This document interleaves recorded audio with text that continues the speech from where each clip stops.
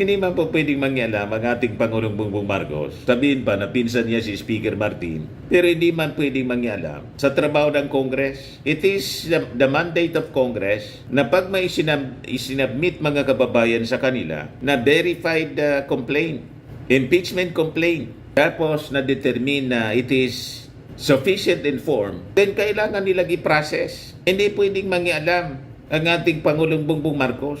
Ito mismo ang naging paliwanag natin sa mga previous videos natin, mga kababayan. Ito ngayon ang sinasabi ni Executive Secretary Lucas Bersamin na dating Chief Justice ng Supreme Court.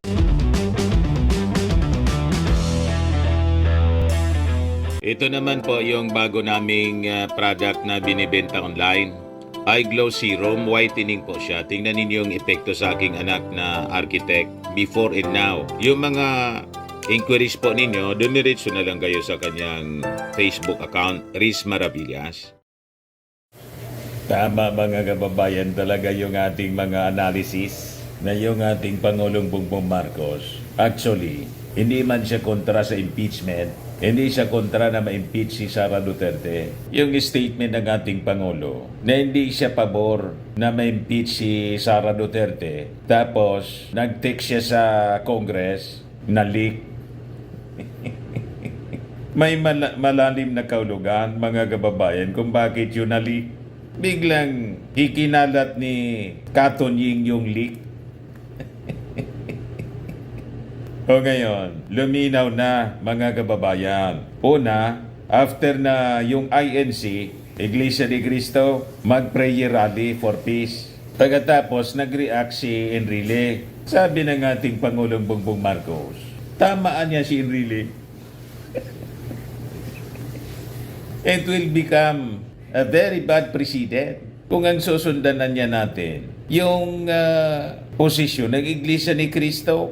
Iyaban niya to follow the rule of law. Sabi ni Enrile, biglang nag-react yung ating Pangulo. Tama niya si Enrile. Ngayon lalo na luminaw na talagang yung ating Pangulong Bongbong Marcos, sabi natin sa ating mga analysis, will respect the rule of law ever since yan ang kanyang posisyon and the independence of the Congress. Kasi may mandato yung Kongreso. Hindi yon pangingialaman ng ating Pangulo. Although, personal na posisyon niya, hindi niya ini-encourage. Yun ang tamang term dun eh. Hindi niya ini-encourage. Kasi nga, it is a storm in a teacup. Anyway niya, magagalit lang ang mga tao sa isang bagay na unimportant. Sara Duterte niya is unimportant. Ngayon mga kababayan, nagsalita na yung little president si Executive Secretary Lucas Bersamin. Padisakto yung ating mga analysis na yung ating Pangulong Bongbong Marcos hindi man talaga kontra sa impeachment at irerespeto niya ang magiging desisyon ng Congress. Ayan yung paliwanag ni Lucas Bersamin, mga kababayan. Sabi ni Lucas Bersamin, Marcos not blocking impeachment move versus BP Duterte. Malinaw na po. Para niya, Mr. Maravillas, nagpo-Poncio Pilato ang ating Pangulong Bongbong Marcos. Anong nagpo-Poncio Pilato? Consistent yung posisyon ng ating Pangulong Bongbong Marcos. Mali lang yung interpretation ninyo. Lalo ng mga DDS. Pero kami, alam namin na mga supporters ng ating Pangulong Bongbong. Alangan man hindi ito impeach, mga kababayan, na nagbanta na sa ating Pangulo kay Lisa Marcos at saka kay Martin. Bad precedent po pag hindi tinanggal si Sara. Hindi lang yung kanyang pagbabanta, kundi yung paggamit niyang mali sa confidential funds. Hindi pwedeng hindi panagutin sa ating batas, mga kababayan, yung kanyang pagsalaula sa taxes ng ating mga kababayan. Yung ating Pangulo, sabi ko mga kababayan, naghihintay lang ng tamang timing. Pag ang Pangulo nakita niya na nahilot na yung Senado, kung sino naghilot, hindi ko po alam. Itong statement na to, mga kababayan, ng ating Executive Secretary si Lucas Bersamin ay nagpapahiwatig ng green light that the palace is giving a green light to Congress to impeach Sara.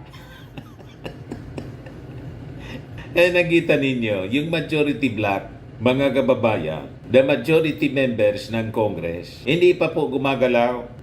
At si Secretary General Rinaldo ng Congress, hindi pa sinasubmit po. Kasi siguro wala pang instruction si Pinsan ng ating Pangulo, si Speaker Martin Romualdez. Hindi pa nga po nakakarating sa opisina ni Martin Romualdez.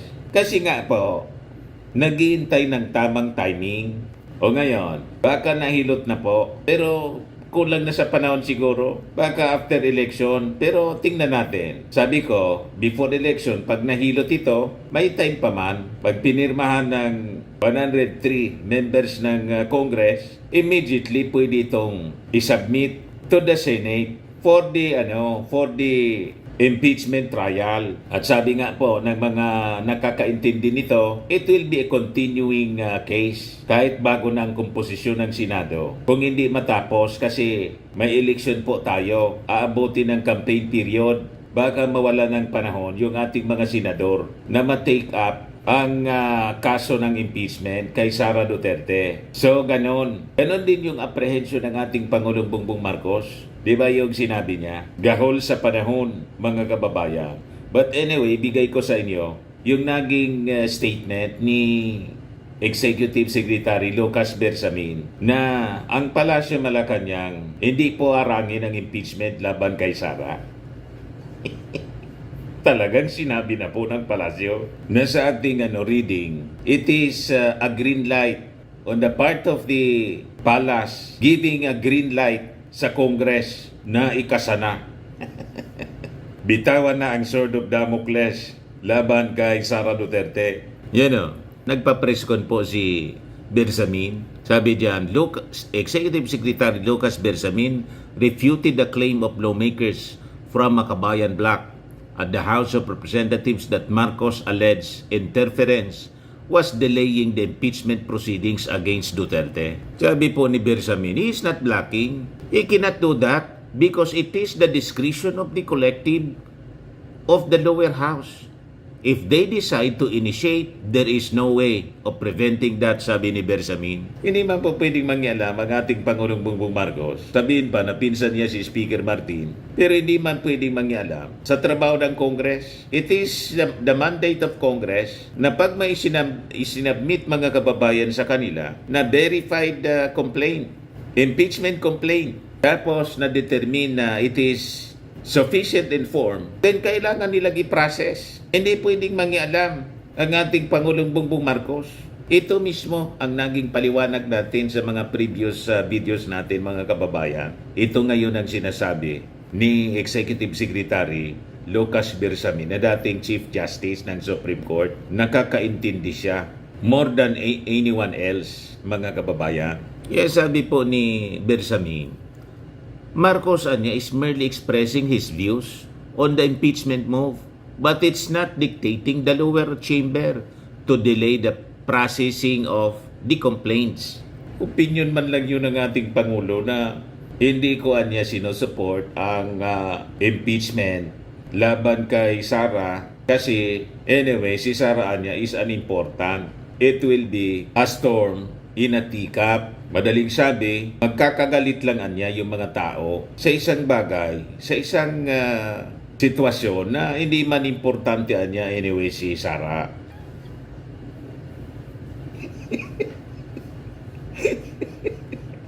Pag sinabing hindi importante si Sara, sabi sa amin sa Bicol, daing kauragi, walang kwentang tao. Ganon, mga kababayan, ang ibig sabihin niyang daing kauragi. Walang kwentang tao po. Bakit niya bibigyan mo yung panahon ng isang taong walang inutil man? Ganon, mga kababayan. Pero ayun, interpretation natin. Hindi man talaga yan sinabi ng ating Pangulo yung inutil. Basta, ang sabi niya, pinili niyang term, word, unimportant. Pag unimportant, walang kwenta. Inutil. Yan ang equivalent word, mga kababayan. Sa Bicol, daing kauragi. So sabi po ni Bersamin, the House has the prerogative niya to endorse the impeachment complaints against Duterte. You know that? under the Constitution, the impeachment niya must emanate from the lower house. Okay? Now, if the President has made the statement at all about that process, it is only an opinion that he is stated because he probably, the thinking of the President is that it might be distracting us from our agenda or our move forward. So makakadistract lang. Kaya hindi niya sinusuporta talaga yung impeachment. Yun ang una niyang sinabi. Pero hindi nangulugan na ibablock niya talaga. Kasi nga, mandato ng Kongreso. Tama naman po. Sa point of view ng isang presidente, di ba, ayaw niyang nagkakawatak-watak ang mga Filipino. Yan ang ibig sabihin po ni Lucas Bersamin, Executive Secretary, the Little President. Itong mga sinabi ni Bersamin, mga kababayan, malamang before siya na nagpapresko, nag-usap na sila ng ating Pangulong Bongbong Marcos. At baka yung instruction mismo galing sa ating Pangulo. Ito ang ipariwanag mo. Ito yung posisyon ko kasi inaakusa ako ng nasa Makabayan Block na binablock ko, na ayaw ko. Hindi nila naintindihan yung aking posisyon. Ipaliwanag mong mabuti. Di ba? Kasi sabi ko nga, hindi man magsasalita itong si Lucas Bersamin kung sa publiko, kung walang advice yung ating Pangulo, kung walang hindi alam ng ating Pangulo. Just like the statement of Enrile after na mag-rally po yung INC. These people are alter ego of the President, other self ng Pangulo. Kaya nga sabi natin, tulad ng statement ni Remulla na makikipag-cooperate na yung ating gobyerno sa ICC, hindi man yun sasabihin ni Remulla na walang basbas yung ating Pangulo. Nag-react si Panelo. Sabi ni Panelo, kung hindi ka niya susunod sa posisyon ng ating Pangulo, sinabihan si Remulla, mag-resign ka na niya. Kasi kontra yung statement ni Remulla sa naging unang posisyon na niya ng ating Pangulo. O Panelo, hindi mo yata naintindihan o ayaw mo lang intindihin. Hindi man magsasalita si Remulla kung hindi in-advise ng Pangulo. Magsalita ka na niya. Sumusubra na yan. Sabihin mo na bibitawan na natin yung isa sa mga sword of Damocles. Tingnan natin. Di ba? Dito din, another sword of Damocles, yung posisyon ng ating Pangulo, ipaliwanag mo na niya, Executive Secretary Bersamin, na hindi ko man ibablock ang impeachment laban kay Sara para malinaw.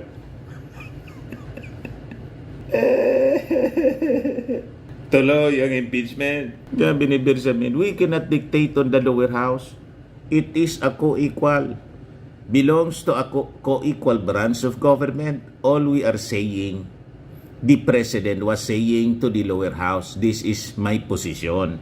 Pero hindi nangangulugan na didiktahan ng palasyo, didiktahan ng Pangulo, ang Congress, ibablock niya na hindi i-impeach si Sara. Trabaho yun ng Kongreso. Yun din ang sinasabi ng majority members. Kaya ang tamang reading, mga kababayan, ito yung tamang reading, yung sa akin, mismo yung ating Pangulo inamin na kulang sa panahon. Ibig sabihin, wala sa timing. Ang nasa ilalim ng wala sa timing, hindi pa nahihilot yung majority members ng Senado na i-convict si Sara.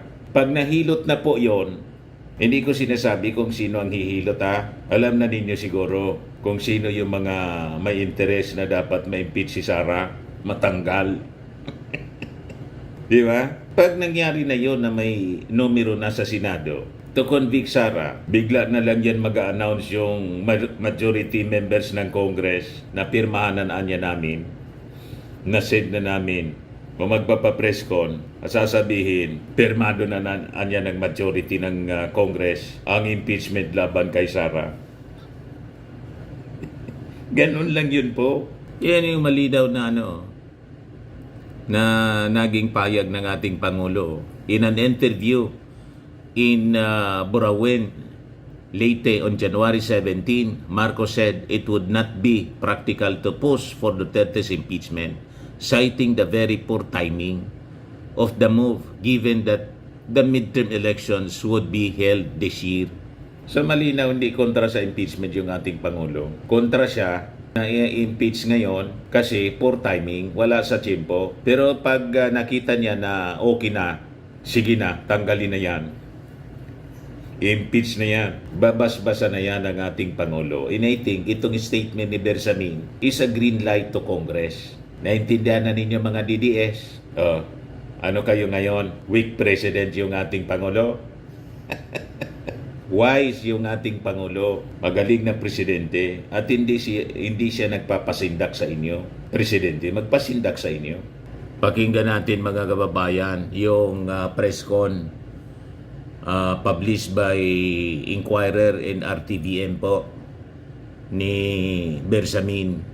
He cannot do that because it is the discretion of the collective of the lower house. Decide to initiate, there is no way of preventing that.